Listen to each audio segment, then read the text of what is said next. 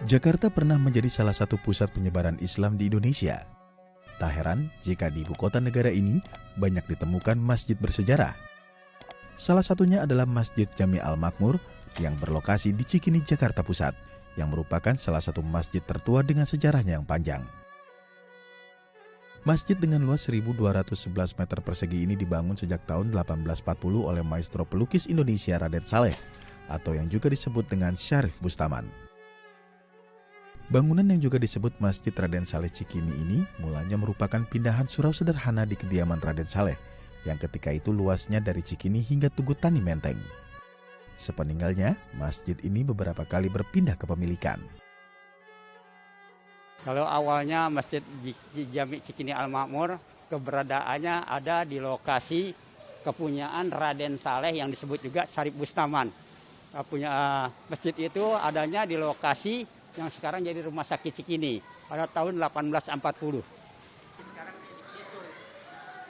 Kalau pada peralihannya tahun 1840, beliau tuh sekolah di negeri Eropa selama kurang lebih 10 tahun.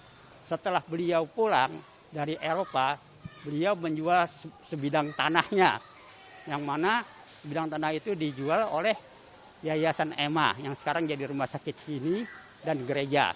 Jadi masjid itu yang sekarang ini dan madrasahnya itu diwakafkan untuk masjid itu dan madrasah. Arsitektur masjid dengan 7 pintu utama dan 10 jendela bermaterial kayu jati ini dipengaruhi oleh budaya Tionghoa. Atap masjid berbentuk limas dengan lengkung di ujung atap mirip bangunan kelenteng. Lalu bagian belakang masjid tersebut juga ada sebuah kubah yang berbentuk bulat. Bangunan 2 lantai ini seluruhnya difungsikan sebagai tempat ibadah yang mampu menampung hingga 500 jamaah. Kalau bentuk aslinya itu satu menara, terus kedua pintunya yang masih asli juga, dan ubinnya itu yang separuh itu masih tetap asli. Kalau masalah arsitekturnya itu diambil dari gaya Betawi dan budaya Cina itu. Sejarah Jami Al-Makmur Cikini yang panjang menjadikan masjid ini sebagai bangunan cagar budaya oleh Gubernur DKI Jakarta berdasarkan SK nomor 475 tahun 1993. Hingga sekarang tidak ada yang berubah dari bangunan masjid tersebut.